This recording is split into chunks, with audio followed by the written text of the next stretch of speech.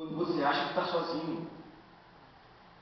Eu sou a água que vai suprir as suas necessidades e as suas carências e vai dizer assim: vem, filho meu, e mergulha nessas águas, porque eu quero transbordar na sua vida.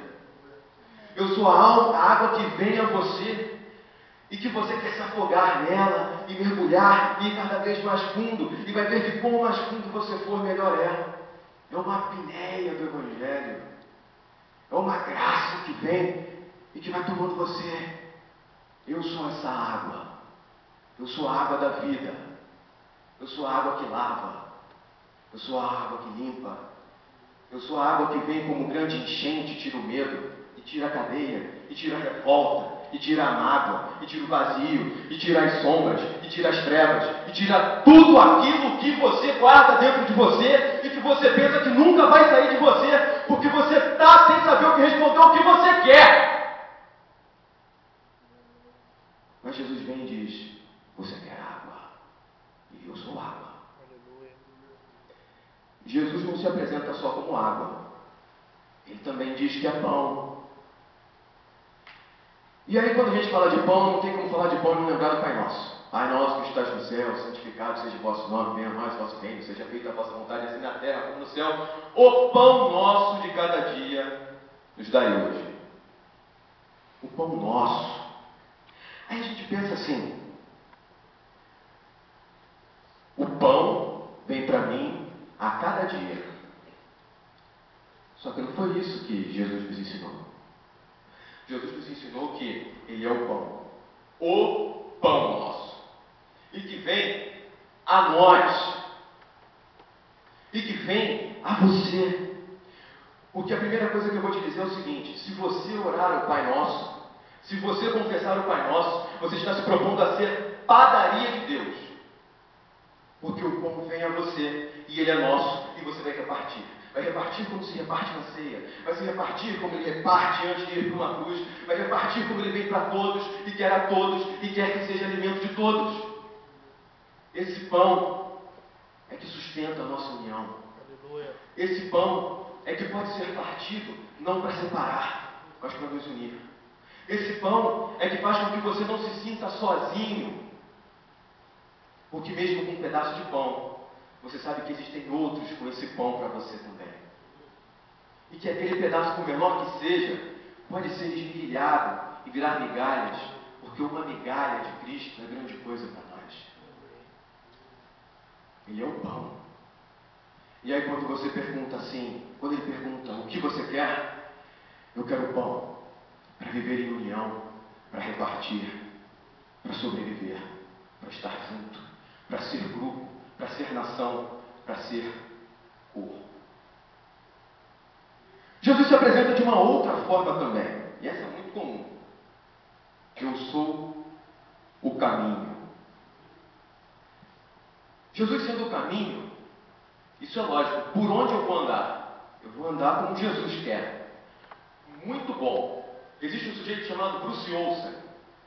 Ele, com 17 anos, saiu de casa e foi para a Colômbia porque falou assim: vou evangelizar os índios. Tomou patada de mula na cabeça. Tomou bordoada na cabeça dos índios. Porque na época que ele saiu de casa, os índios ainda não tinham visto o homem branco na Colômbia.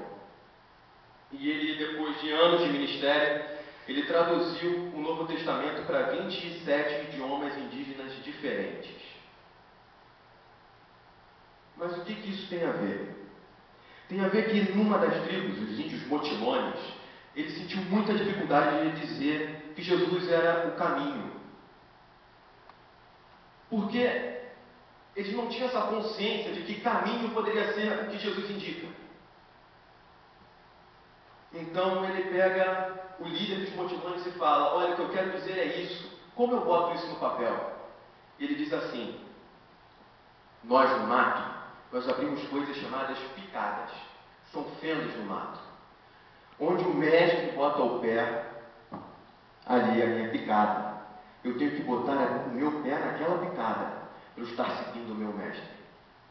Então ele colocou: siga as picadas de Jesus. Seguir os passos de Cristo. Esse caminho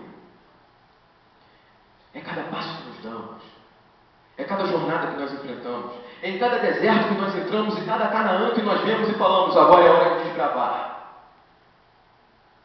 Se não tiver nesse caminho, você não cruza o mar. Se não tiver nesse caminho, você não anda por cima das águas. Se não tiver nesse caminho, você não consegue passar seus problemas e seus desafios. O que você quer? Eu quero esse caminho, Deus. É isso que eu quero. Então, eu sou o caminho. Mas Jesus se apresenta também como a verdade. E o que é verdade? A gente discutindo lógica sobre o que é verdade, chegamos a uma conclusão. A verdade se sustenta por si só. Ela não precisa de defensores, porque a verdade é absoluta. E quando a gente fala de verdade, a gente tem com aquelas verdadezinhas relativas, entendeu? Não sei se você está me entendendo quando eu falo de verdade. Eu falo assim, o Vasco é o melhor time. Camisa muito bonita. É uma verdade relativa. Ela é para mim. Para ele lá é Flamengo. Hã? Essa é absoluta, com certeza. Isso é heresia. Nossa luta não é contra carne restante, mas contra os principais e potestades rubro-negras. Então, isso gerou, só fugindo um pouquinho, isso gerou uma discussão com a turma de crianças, sabia? Eles estavam brigando por causa da final, Flamengo e Botafogo, e discutindo qual time era o time de Deus. E eu falei, olha, nenhum desses. Deus é Santos. Por quê? Ser de Santos como eu sou Santos. Mas o menininho conseguiu me ganhar. Ele tinha 11 anos e eu fiquei meio frustrado quando ele me derrotou nessa. Ele falou assim, não, Deus é corintiano. Por quê? Porque na Bíblia diz que Deus é fiel. Ele ganhou, é verdade. Palavra de sabedoria. Palavra de sabedoria. Mas essa verdade é a verdade que sustenta a igreja.